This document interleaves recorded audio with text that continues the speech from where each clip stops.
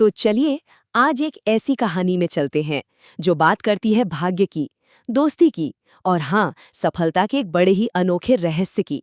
सोचिए, क्या वाकई में एक मुट्ठी मिट्टी किसी की जिंदगी बदल सकती है? सुनने में अजीब लगता है ना? पर यह कहानी ठीक इसी सवाल से शुरू होती है और इसके केंद्र में है एक ऐसा आदमी जिसके लिए आप कह सकते हैं उम्मीद के सारे दरवाजे बंद हो चुके थे। तो हम मिलते हैं रतन से, एक छोटे से गांव में रहने वाला एक गरीब लकड़हारा। उसकी जिंदगी बड़ी मुश्किलों भरी थी, लेकिन उसे क्या पता था कि बहुत जल्द एक ऐसा मोड़ आने वाला है जो सब कुछ बदल कर रख देगा। मतलब उसकी जिंदगी का हर दिन एक संघर्ष था। सुबह उठो, जंगल जाओ, लकड़ियां काटो, उन्हें बाजार में बेचो और बस इतनी कमाई हो पाती थी कि किसी तरह 2 वक्त की रोटी का जुगाड़ हो जाए। फिर एक दिन अचानक एक साधु उसके सामने आते हैं और एक बड़ी अजीब सी भविष्यवाणी करते हैं। वो कहते हैं कि तुम्हारी किस्मत में तो बहुत तरक्की लिखी है। अब भला रतन ऐसी बातों पर कैसे यकीन करता?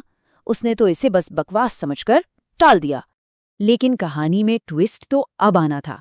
कुछ ही दिनों बाद रतन का ध्यान गांव के एक मंचूरियन वाले पे गया। उसका काम इतना जबरदस्त चल रहा था कि पूछो मत।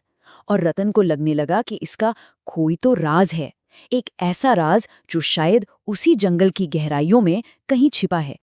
तो रतन उसे देखने लगा। वो देखता कि मंचूरियन का स्टॉल ग्राहकों से खचाखच भरा रहता और वो भी वैसी ही कामयाबी चाहता था।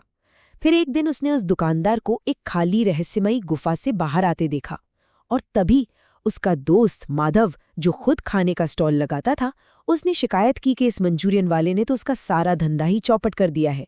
अब तो रतन को पक्का यकीन हो गया कि इस गुफा में जरूर कोई राज है और उसने ठान लिया कि वो इस राज का पता लगाकर रहेगा, अपने दोस्त के लिए भी। तो रतन सीधा उस दुकानदार के पास पहुंच गया और उसने पूछा, ये तुम्हारे खाने में जो स्वाद है वो घर के मसालों का है या फिर उस गुफा के अंदर के मसालों का? ये सुनते ही दुकानदार के चेहरे का तो रंग ही उड़ गया। उसकी घबराहट ने रतन के शक को यकीन में बदल दिया था। और तब उस दुकानदार ने एक ऐसा राज खोला जिसे सुनकर कोई भी हैरान हो जाए। उसने बताया एक जादुई मिट्टी के बारे में। ये मिट्टी गुफा से मिलती थी और इसे बस एक चुटकी किसी भी एक चुने हुए खाने में मिला दो तो वो इतना लजीज हो जाता था कि लोग दीवाने हो जाते थे। लेकिन ये इतना आसान नहीं था। ये मिट्टी तभी काम करती जब गुफा के अंदर से एक रहस्यमयी आवाज इसकी इजाजत देती। अब एक तरफ तो रतन को इस जादुई मिट्टी के बारे में पता चला था और दूसरी तरफ एक और बड़ी मुसीबत सामने आ खड़ी हुई। उसका दोस्त माधव बिल्कुल टूटी हुई हालत में उसके पास आया। पता चला कि माधव एक साहूकार के कर्ज में बुरी तरह डूबा हुआ है और अब कर्ज चुकाने का कोई रास्ता नहीं बचा था, सिवाय इसके कि वो खुद को उस साहूकार के यहाँ एक नौकर के तौर पे गिरवी रख दे। माधव तो पिछले 3 महीने से अपनी किश्तें नहीं दे पाया था। साहूकार जब उसे ले जाने लगा तो रतन बीच में आ गया। उसने बहुत मिन्नतें की और समय मांगा। साहूकार ने उन्हें सिर्फ 10 दिन का वक्त दिया और शर्त ये रखी कि अगर पैसे नहीं चुका पाए तो दोनों को जिंदगी भर उसके लिए मुफ्त में काम करना होगा। दांव पर अब सब कुछ लगा था। अब उनके पास उम्मीद की बस एक ही किरण बची थी, वही जादुई गुफा। तो रतन और माधव हिम्मत करके उस गुफा के अंदर चले गए, एक चमत्कार की उम्मीद में। गुफा के अंदर घना अंधेरा और खामोशी थी। दोनों दोस्त डर भी रहे थे, इंतजार भी कर रहे थे और फिर अचानक वो रहस्यमयी आवाज गूंजी। उस आवाज ने कहा, ठीक है, मैं तुम्हारी मदद करूंगी। आवाज ने कुछ नियम बताए। पहला, तुम्हें कोई एक ही व्यंजन चुनना होगा। तो उन्होंने चुना सब्जी और रोटी। दूसरा, इस गुफा की थोड़ी सी मिट्टी उस व्यंजन में मिलानी होगी। और तीसरा और सबसे जरूरी, बस लालच मत करना। जिस दिन लालच किया उस दिन इस मिट्टी का सारा असर खत्म हो जाएगा। तो अगले दिन माधव ने बहुत डरते डरते और उम्मीद के साथ अपनी सब्जी में वो जादुई मिट्टी मिलाई और जो हुआ वो किसी चमत्कार से कम नहीं था।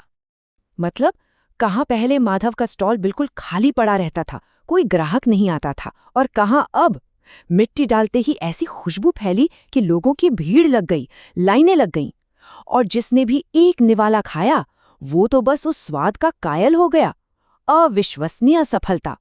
उनका काम इतनी तेजी से चला, इतना पैसा आया कि 10 दिन की मोहलत से पहले ही सिर्फ 6 दिनों में उन्होंने साहूकार का पूरा कर्ज चुका दिया। अब जब कर्ज का बोझ उतर गया तो रतन ने भी एक बड़ा फैसला लिया। उसने लकड़ियां काटने का काम छोड़ दिया, अपनी पत्नी से बात की और दोनों ने मिलकर अपना खुद का एक छोटा सा खाने का स्टॉल शुरू किया। और जानते हैं उनकी सफलता की नींव क्या थी? रतन और माधव दोनों के स्टॉल खूब चले।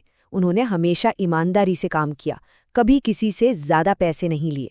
और सबसे जरूरी बात, उन्होंने गुफा की उस चेतावनी को हमेशा याद रखा, लालच नहीं करना है। इसी वजह से दोनों परिवार गरीबी से बाहर आए और पूरे गांव में उन्हें इज्जत मिली। तो ये कहानी खत्म होते होते एक बड़ा सवाल छोड़ जाती है कि असली जादू आखिर था किसमें? उस जादुई मिट्टी में जो एक तोहफे की तरह मिली, या फिर उस तोहफे को सही तरीके से समझदारी से इस्तेमाल करने में? सोचने वाली बात है ना?